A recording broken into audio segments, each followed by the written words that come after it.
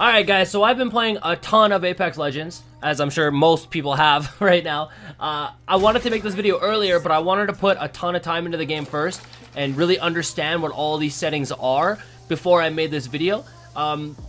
If you alter these settings and change them in the way that I'm going to show you in this video, some of them are personal preference, but others will definitely make you a better player, whether it be through gameplay, like actual playing the game, or just visually. It'll make it feel better, it'll look better, you know what I mean?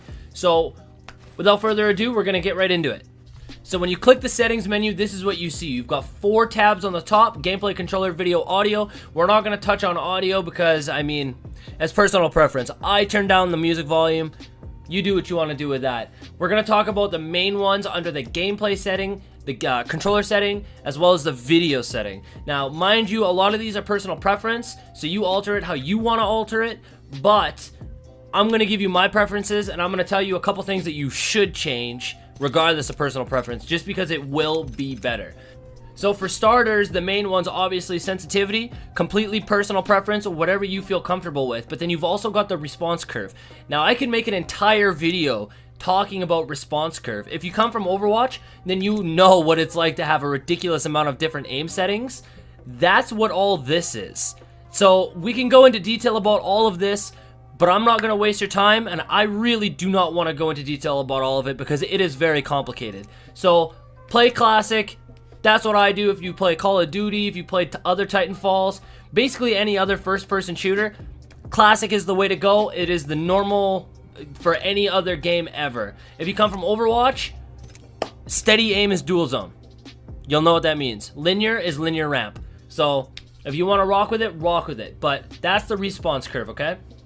Next, I want to briefly touch on dead zones because this one might affect a lot of you guys. So if you have a really old controller, and let's say your controller is just sitting on your desk, right? And your crosshairs are moving a tiny little bit. If it's doing that, put the dead zone to large. Or if your character's just slowly walking and you're not touching your controller, put it to large. The larger your dead zone, the less sway you're going to have when you're moving. Default is small, so if you're not having that problem, keep it on small. But if you're having that little sway problem where you're not touching your controller and your character's moving or your crosshairs are moving, put it on large and the problem will go away. Alright guys, now this is one of the most important ones. This was a game changer for me. So under the video tab, you're going to see a setting called field of view. Now it's just as it sounds.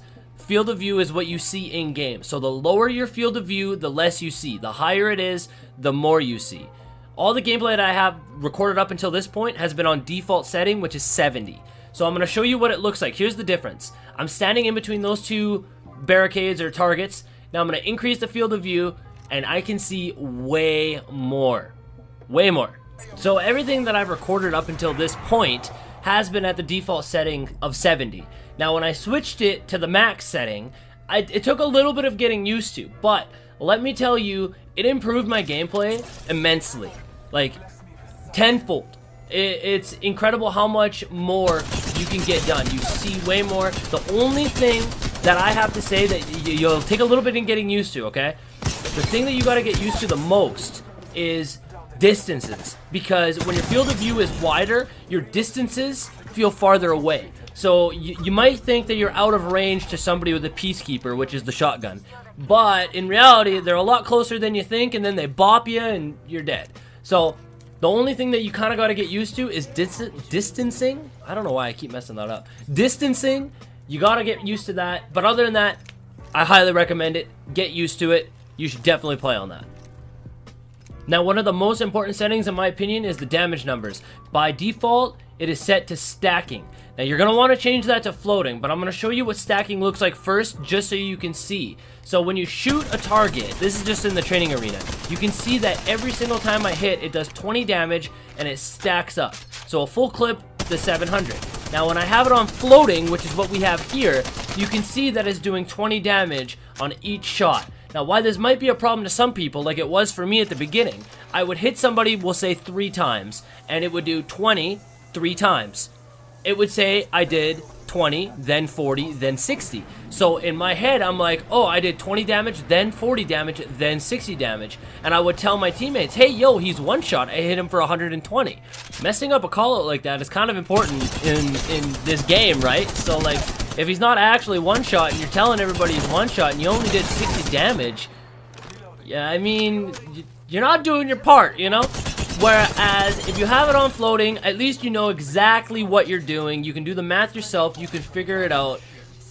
I highly recommend it. Switch it to floating if you haven't already. That's the next one. Besides the field of view, that's another important one. Now, the last thing I want to touch on is the interact prompt style. I recommend it to be on default if you're not familiar with the game, but you can also switch it to compact. Now, obviously, when you have it on default, this is what it looks like when you're going to pick up a weapon, ammo, whatever you're going to pick up in the game, right? If you switch it to compact, this is what you see. It is a lot smaller, it makes the UI look way better, but there isn't as much details into what you're picking up. So if you're not familiar with the game yet, then I highly recommend keeping it on default, but as you progress and as you start knowing what weapons are what you're looking for, I highly recommend switching it to compact. I play with it on compact now, but obviously I've been playing the game quite a bit, so I know what I'm looking for. I know what the items look like on the ground before even picking them up, so I don't have to worry about it. So those are the settings that I use. Feel free to use them.